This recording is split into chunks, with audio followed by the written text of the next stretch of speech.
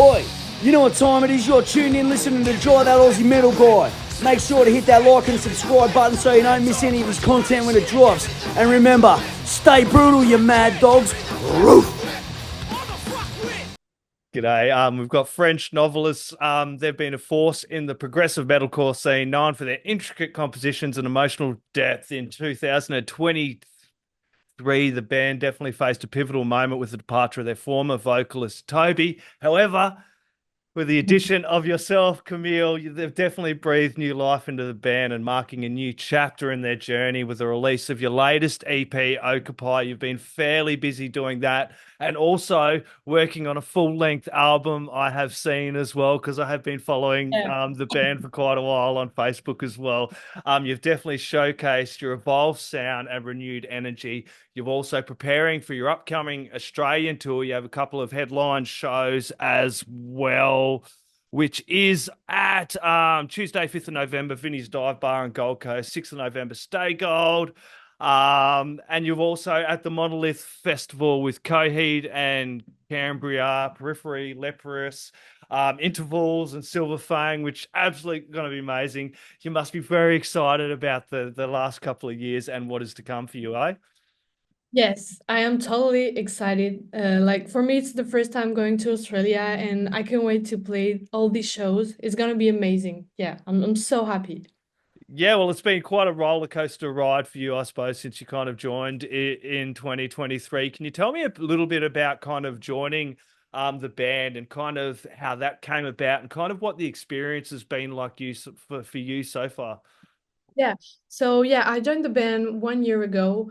We were working on my venue to the band more than 1 year because they asked me to join the band like in the beginning of the last summer.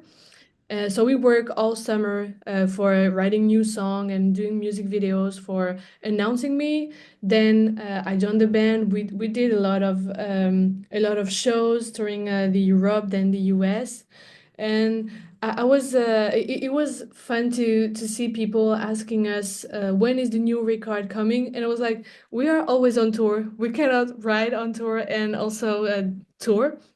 So we spent all this summer writing the record. Now it's over, it's done.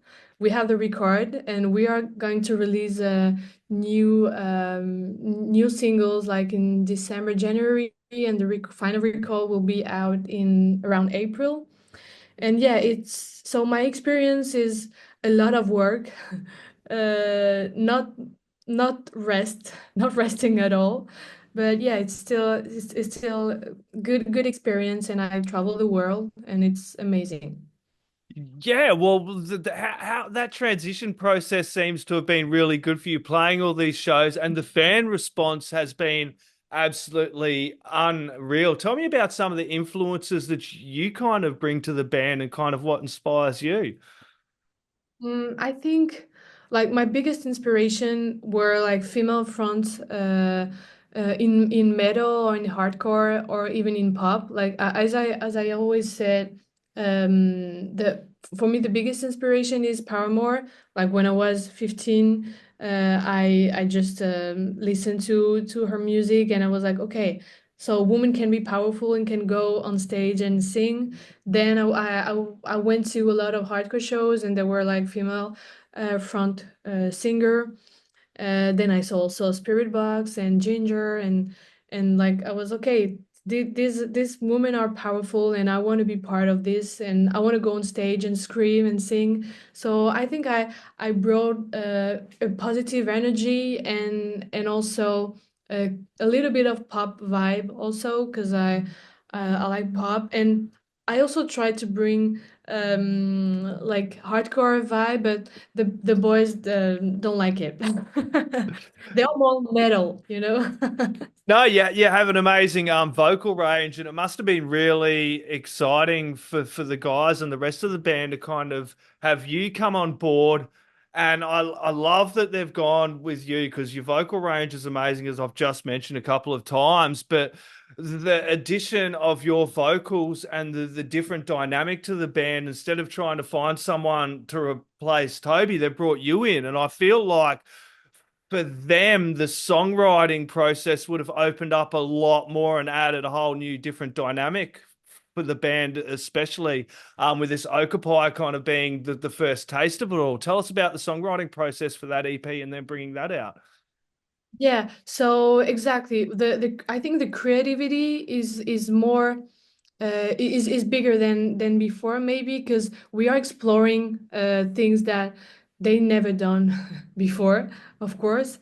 And when we are writing, we start with instrumental part, and then I just go on studio and improvise like melody or screaming part, and after we will write the lyrics. But at the beginning, it's just yeah, melody and just trying new things, and they push me to explore really new things, so we can find something different, something that will disturb a little bit the ears. And we are really happy about the first songs that we released, but the new album is gonna be more different than before, still in the same way. But we are really happy about this new record, and there is a lot of surprise on this one. Yeah, well, it's going to be exciting to hear this album because this EP is absolutely unreal. It's the first EP that you've brought out with the band, but I love the progressive feel to it. You are, yes, a metalcore band, but you have this real progressive side to you guys as well with Okapi. You kind of have that, and then you kind of go real heavy, and as you said, these hardcore elements as well. So it's really exciting. Which track on that EP? I know they're each week to week it changes, but which track on the EP are you enjoying at the moment and looking forward to kind of playing over here in Australia for some of the audiences for these shows?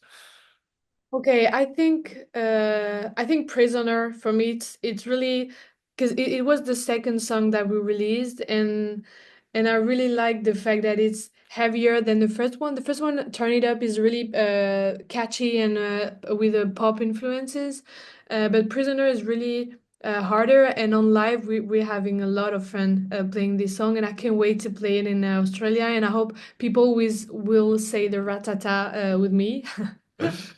That absolutely rips that track. I had it when it dropped out to me by the PR. Adam sent it over and I played on the radio straight away, and I had a few of the listeners pretty excited about it as well. It's a really cool track. You did mention Turn It Up.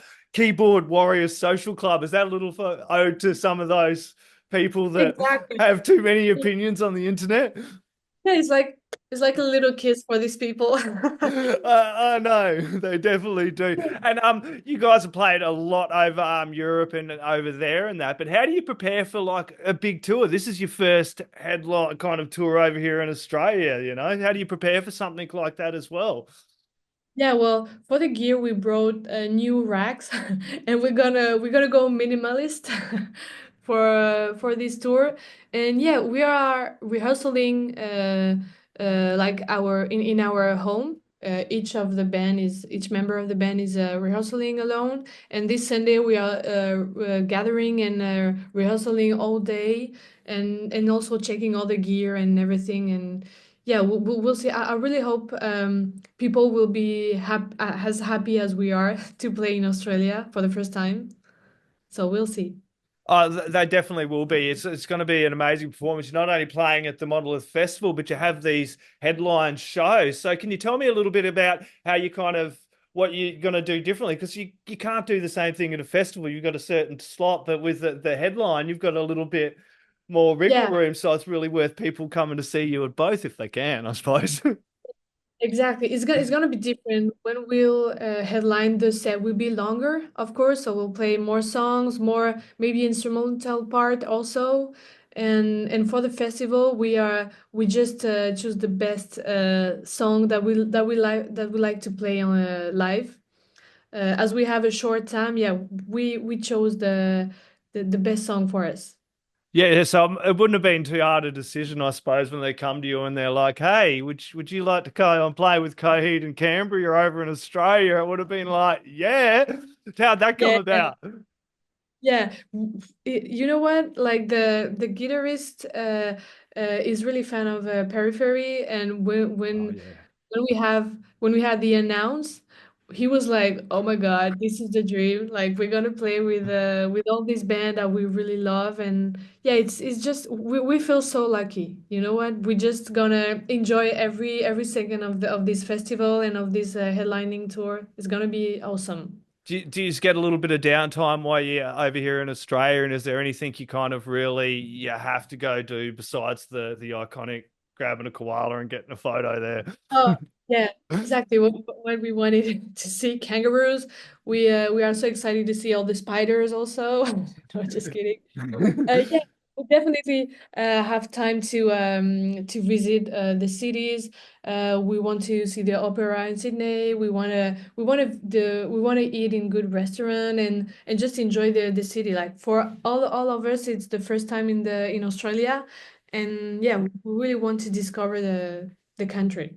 You're gonna have an amazing time over here. The food is unreal. We're very, very multicultural over here, so we've got food from every bloody where you could think of as well, besides some Vegemite. Don't let some Aussies stitch you up with spreading that Vegemite thick, okay? Nice spread of butter and just a little bit of Vegemite and you're set.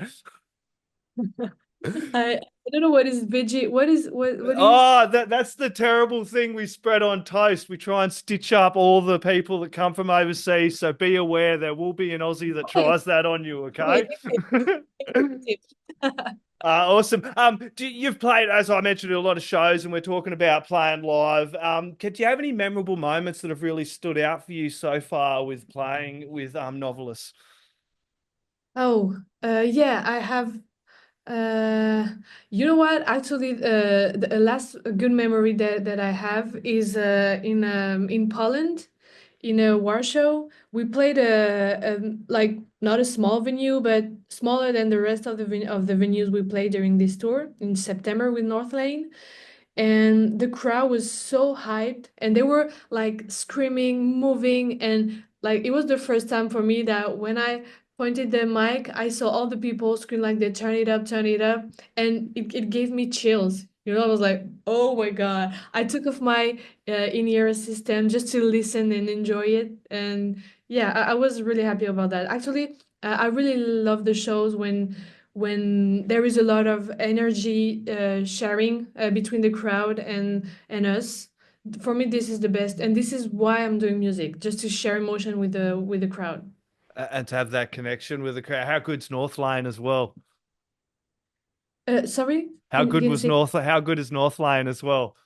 Amazing. Like they were insane. Like the singer, I was watching the shows almost every night, and I was like, he's singing so well. Everything is on point, like the screaming part, the singing part, there like he's not using autotune I'm not using autotune neither, but sometimes my voice is a little bit out of tune, and he's always perfect. Like he's amazing. We talked a lot about this, like about how he's warming up. I was trying to get all the tips that I can from him.